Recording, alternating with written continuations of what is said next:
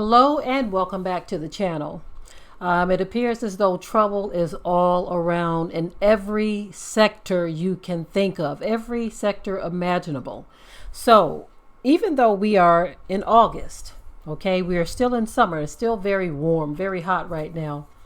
The Most High has decided to deal a blow to those who are looking forward to their Christmas trees in December. I want you all to take a look at this report and see just how this drought is affecting everything across the board. Okay, it is affecting everything, not just drinking water, not just Christmas trees, but almond trees, crops, and all kinds of things, even livestock, right? This drought this year has been the worst that they have seen on record in recent history. So this lets you know that there are some things coming down the pipeline that we must prepare ourselves for.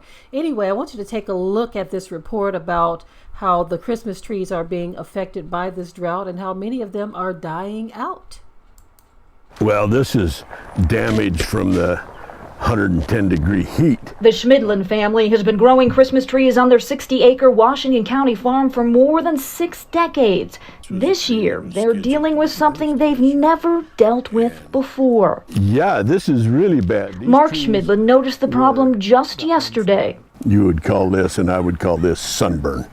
There are thousands of trees on this farm that have been damaged in this manner that's going to render them unsaleable. This is unprecedented. The heat that we had, the trees just couldn't keep up. Chow Langren is a Christmas tree specialist with Oregon State University. He first noticed the problem with the trees on his farm. Following the heat wave, the tops and branches of the trees had become limp. The needles were dying. These are Nordman trees that we just planted in April. And the seedlings were severely damaged. Boy, these are totally desiccated. Hopefully the buds will survive. Within hours, the concerned calls started pouring in. We're getting calls from all over the valley from this heat. You know, in the south side of the trees, southwest is just hammered on a lot of trees. The calls were from growers worried about their harvest. The excessive heat had damaged thousands of Oregon Christmas trees and dealt a harsh blow to the industry. It's going to be tough to find Christmas trees this year. And a limited supply will no doubt mean buyers will be paying a lot higher prices for trees this year. Still kind of a developing story. A story Christmas tree growers like Mark hope will shift, and things will cool down over the rest of the summer. But they also know there's a good chance that won't happen, and we'll get more heat waves. And Oregon's Christmas trees will suffer. It's going to be really sad. Going to be really sad here in the Pacific Northwest for sure.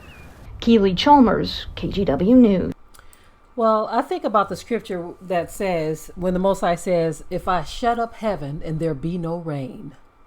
So like I said, many sectors are being affected by this. You know, it's not just the Christmas trees, but I thought it was interesting that they highlighted that because that is a big season for Christmas tree growers, right?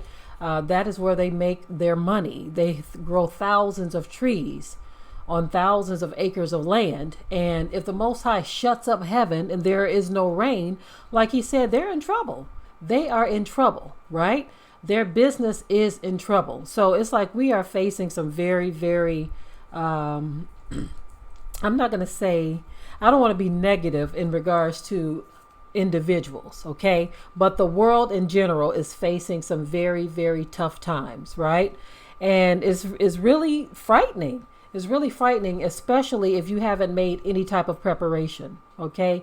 It's very frightening, and even if you have made preparations, they can still be frightening because you don't know what lies ahead. This is why we must pray that the Most High is a keeper in our lives and that we are doing whatever it is we must do to please him, right? And I know some of you aren't believers, right? Some of you aren't believers. We understand that. But our faith is within the Most High, and that's where we're going to keep it. And things are looking pretty dismal for the world right now. These droughts and these famines and all of the stuff that is happening is definitely something that has been prophesied. These are things that we have been talking about for a long time. These are things that are in biblical recorded history. So it shouldn't come as a surprise to anyone who reads the word.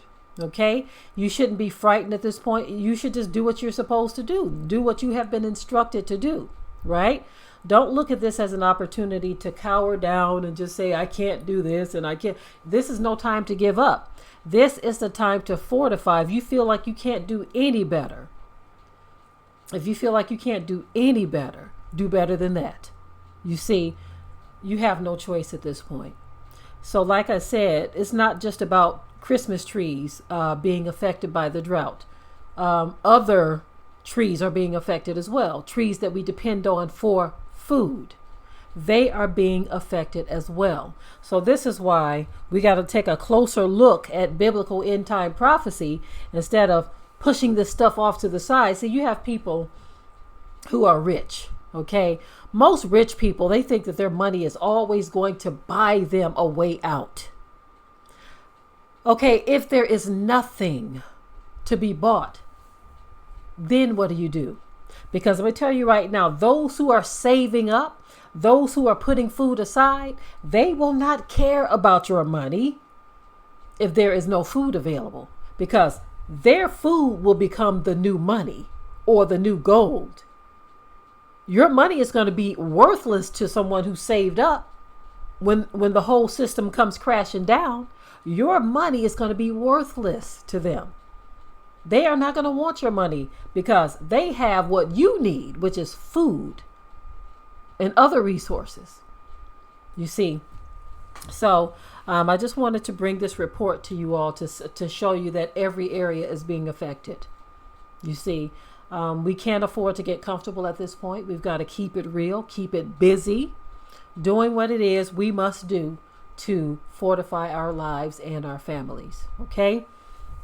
I am done with this story, and I'm pretty sure that my viewers have something that they can offer to the conversation about this, because this is one of those things that kind of spells the handwriting on the wall. It kind of tells you, handwriting on the wall, something is going on. We can no longer ignore the droughts, the famine, the pandemic, the situation that the world is in. We can no longer ignore that. For so long, many have ignored these things. This is why we did the whole La La Land excerpt in the Whited Out documentary series. The La La Land represents people who are seeing things happen, but they are so engulfed in foolishness to where they can't concentrate on reality, and they get stuck in La La Land. It's time to cash in your ticket, get out of there, and fortify your lives. I'm done with this, so until next time. We hope you like this topic. Please leave your comments below. If you haven't already, subscribe to the channel, share it like this video, and with that, we're out. Be sure to ring the bell to be notified of new uploads on this channel, and also comment, share, like, and subscribe.